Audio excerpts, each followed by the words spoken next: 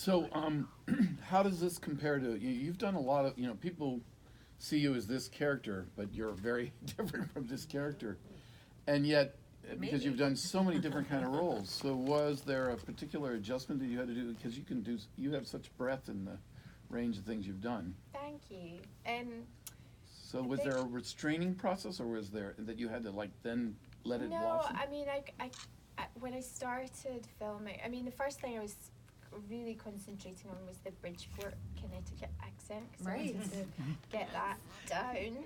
How do you so do it that? relaxed a bit. I just it's really boring. You just have to put in tons of hours and do the work.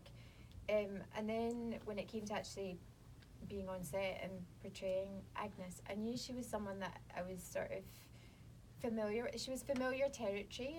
I played parts sort of historically that are not dissimilar to her.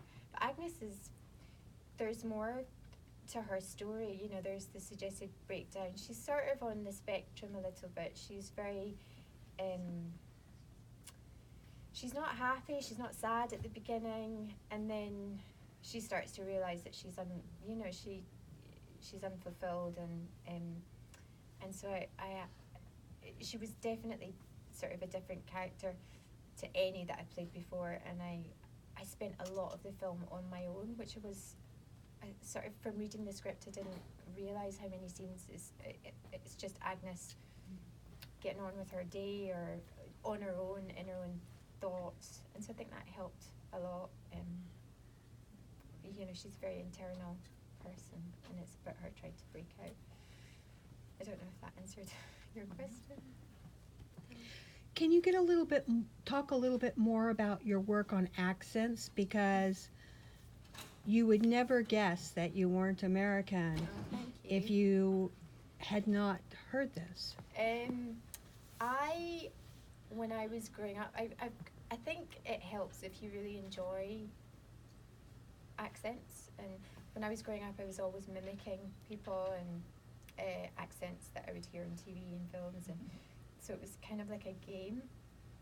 So I think I've got from talking to dialect coaches, like some people have just got an ear naturally, but I think Kind of like puzzles. yeah. Yeah. I mean, with the puzzles, I definitely, when the scenes that I was having to do the puzzling, I kind of was right there, and I would get a partially completed puzzle from props, and then I would work out what areas I was going to focus on and take the pieces and sort of remember where they were, and I got very anal about it. I kind of became a real pedant.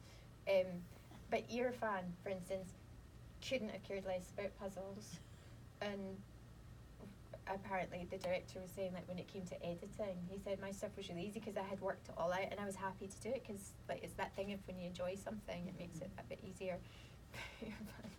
Like when they were editing his puzzling, because he kind of just was like that a lot of the time, and would just concentrate on the scene, and so the director found that quite tricky to try and make his gestures sort of more intense.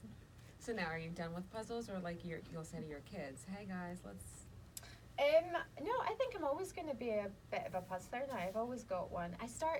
People have started giving me them as presents. So you don't really do that anymore. I don't really. I mean, I will at some point, because when I finish them, I give them away.